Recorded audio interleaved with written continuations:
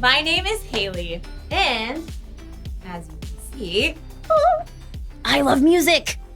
And I mean all kinds of music. Rock music. Country music. Hip hop. I love it all. but my favorite kind of music is the kind that involves cooperation.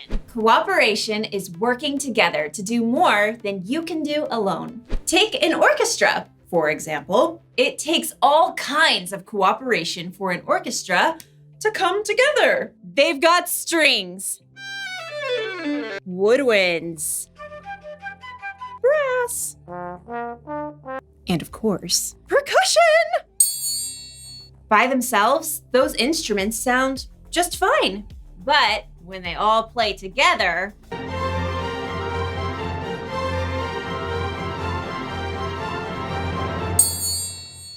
they really make some noise. And music isn't the only place where cooperation makes a difference. Cooperation shows up in sports, at school, at home, and, as we'll see in today's story, in tent building. Really, really, really big tent building. You'll see what I mean. See you soon.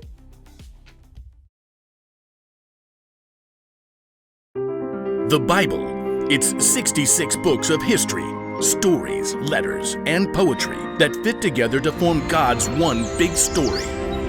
The epic adventure of how He created us and loves us so much that He made a way to rescue us.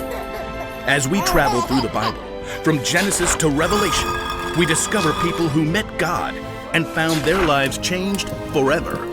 Now, for an amazing story, inspired by the book of Exodus. Though the Israelites had been slaves in Egypt for hundreds of years, God had led them to freedom in the desert, and now they had to build new lives and a new place where God could live among them. So God called out to their leader, Moses. Come up to me on the mountain. A thick cloud covered the mountain as God spoke with Moses. Tell the Israelites, you have seen for yourselves how I carried you on the wings of eagles and brought you to myself. Now obey me completely. If you do, then out of all the nations, you will be my special treasure. God gave Moses many rules and laws that would help keep the people safe, but God gave the most detailed instructions for something very special. Have them make a sacred tent for me. I will live among them. Make the holy tent and everything that belongs to it exactly like the pattern I will show you. Okay, ready, taking notes. Make 10 curtains out of finely twisted linen with blue, purple, and bright red yarn. Sew cherubim into the pattern. The curtains must be 42 feet long and 6 feet wide. Make loops out of blue strips. Moses' head must have spun as God gave him very complicated blueprints for a beautiful tent, for all the things that would go inside the tent, and for the elaborate robes the priests would wear. Curtains, lampstands, bowls, altars, incense, robes. God, I don't even know where to start. God knew Moses couldn't take on this huge job alone. In fact, God already had it covered. Phew. After Moses had heard all of God's instructions, he came down the mountain and told his assistant Joshua, Gather all the people. On it. God is going to make a home right here among us. We'll build an epic, amazing, ginormous tent for God. Who wants to volunteer? Maybe you should be a little more specific. Good point. One thing at a time. Aaron? Moses pointed out his brother, standing near the front. Right here! God has chosen you and your sons to serve as priests in the sacred tent. Oh, we're honored, but, we need the tent first. Exactly. We'll need a skilled craftsman to head up the whole project. Moses looked out over the crowd. Bezalel, son of Uri. The name spread through the vast crowd, and in moments, a young man with bright eyes and strong hands leapt off a rock and came forward.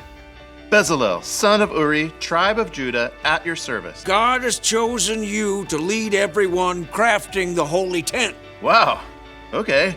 Gonna need half a second here. Don't worry, God's filled you with His Spirit, with wisdom, understanding, knowledge, all kinds of skill. You're talking about me? Can you make beautiful patterns in gold, silver, and bronze? Well, yes. Can you cut and set stones? Yep. Work with wood? Absolutely. Craft as if Pinterest were already a thing?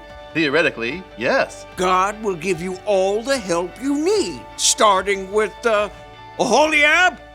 Another man stepped up, smile lines crinkling his face.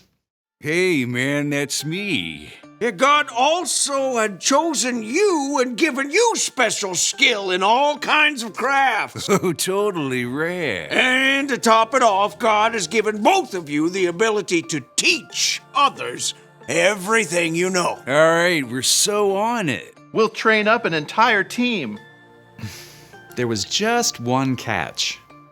We need to lay in supplies. Yeah, anyone seen a House Depot? How about tents to go? God will take care of it. We need everyone to help. Please bring an offering for the Lord from what you have. Quickly, people came forward to give to the work of the holy tent. Take these gold earrings and this necklace. I can haul in loads of acacia wood on my donkey. I've been saving this purple yarn. I picked the olives for this olive oil. In fact, the people had brought so much, the workers couldn't use it all. Stop! Please, we have more than enough. So under the guidance of Bezalel and Oholiab, a team of men and women stepped up to create the tent. They carved tables and altars and curtain bases. They crafted golden lampstands and bronze bowls. They spun and wove yards and yards of bright-colored linen curtains. They sewed special robes for the priests and compounded beautiful incense to burn on the altar. At last, the tent of meeting was complete. Moses and all the people gathered together once more. You have done the work just as God commanded. May God bless you all. When everything was finally in place and the priests were ready, a cloud covered the tent, and it filled with the glory of God that everyone could see.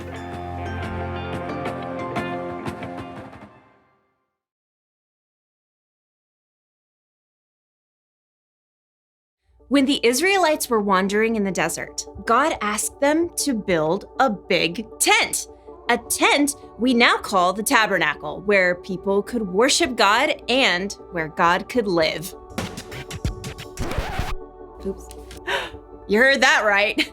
God wanted to live with the Israelites in the desert inside of a big traveling tent. And God wanted the people to work together to make it. So, they needed people with all kinds of different gifts. Designers, people who could sew, people who could work with stone and fine metals. Plus, they needed teachers who could train people how to do all of those things. God knew that if they all worked together, they could make something incredible. God has always been big on cooperation. Think of Jesus. He could do so much on his own.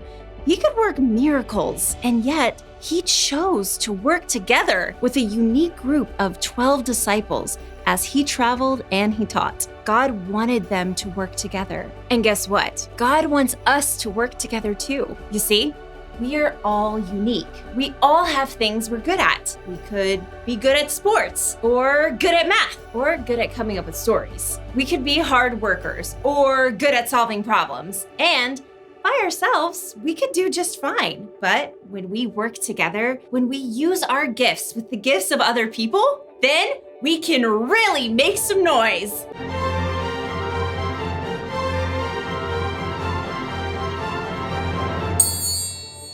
So here's the one thing to remember today.